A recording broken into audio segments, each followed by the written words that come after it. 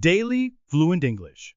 Time Management Strategies. Hello, everyone. Welcome to Daily Fluent English. I'm your host, Olivia, and today we're exploring effective time management strategies.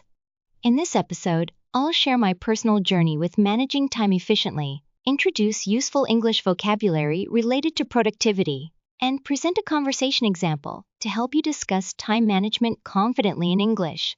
We all have the same 24 hours in a day, yet some people seem to accomplish so much more than others. Today's episode will explore practical time management techniques that can help you become more productive while reducing stress.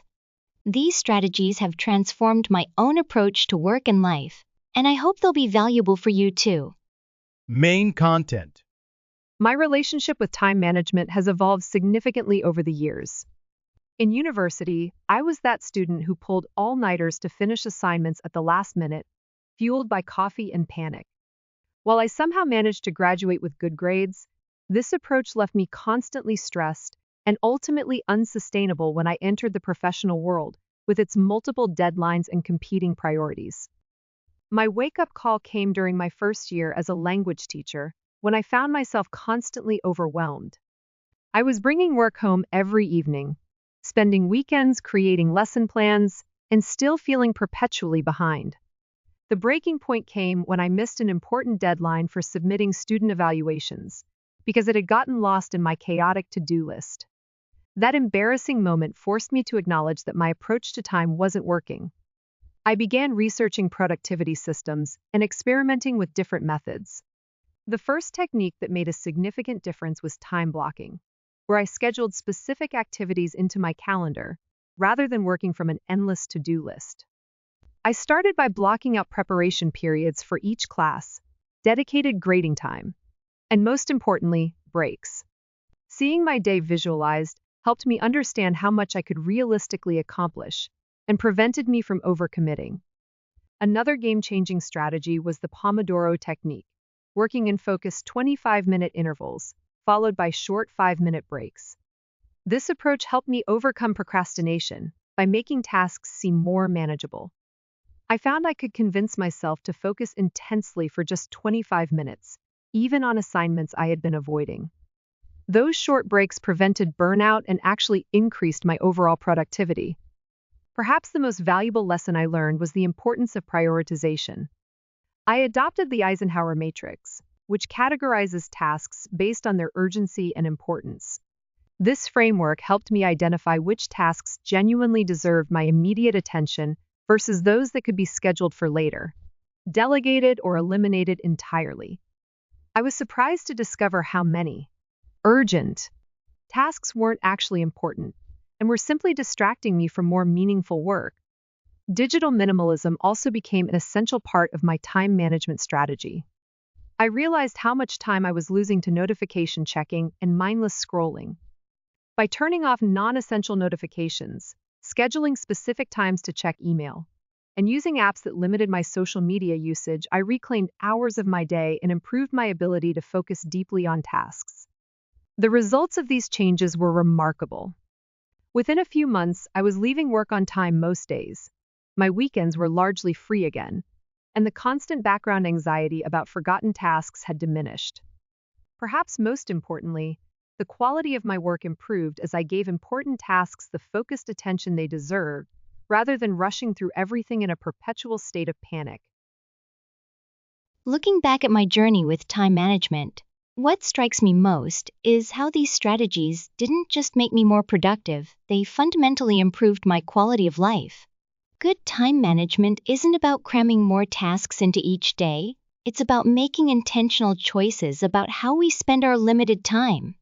Now, let's listen to a conversation example where two colleagues discuss their different approaches to managing time at work. Conversation example. Emma, how do you manage to get so much done? I always see you leaving the office on time while I'm drowning in unfinished tasks. It hasn't always been this way. I used to be the last one to leave every night. The game changer for me was implementing a prioritization system. Prioritization system? What does that involve exactly? Each morning, I spend 15 minutes identifying my big three tasks for the day, the ones that will make the greatest impact.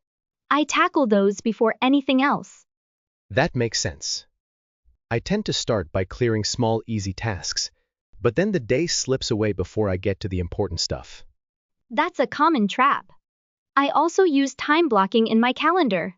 Instead of having a to-do list, I actually schedule when I'll work on specific tasks. I might try that. What about all the interruptions, though? Our open office makes it hard to focus. That was challenging for me too. Now, I use noise-canceling headphones as a do not disturb signal, and I batch similar tasks together to minimize context switching. These are great tips. Any advice on how to start improving my time management without feeling overwhelmed by the change itself? Start small, maybe just try identifying your top 3 priorities each morning this week. Small, consistent changes often lead to the biggest improvements over time. I love how this conversation highlights that time management is a skill that can be developed, not an innate talent that some people simply have. Notice how Emma shares specific, actionable strategies rather than vague advice like, just be more organized. This is particularly helpful in professional contexts, where concrete techniques often work better than general principles. Also note the vocabulary they used like prioritization system, time blocking, and context switching. These terms are commonly used in discussions about productivity and time management in English.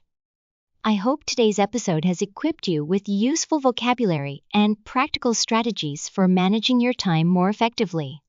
Whether you're trying to be more productive at work, create better work-life balance, or simply reduce stress, these time management techniques can help you make the most of your 24 hours. If you found this episode helpful, please share it with friends who are learning English or looking to improve their productivity. And keep an eye out for our next episode, where we'll continue exploring practical topics that enhance both your English fluency and your life skills. Until next time, this is Olivia from Daily Fluent English, wishing you productive and well-balanced days ahead. Take care!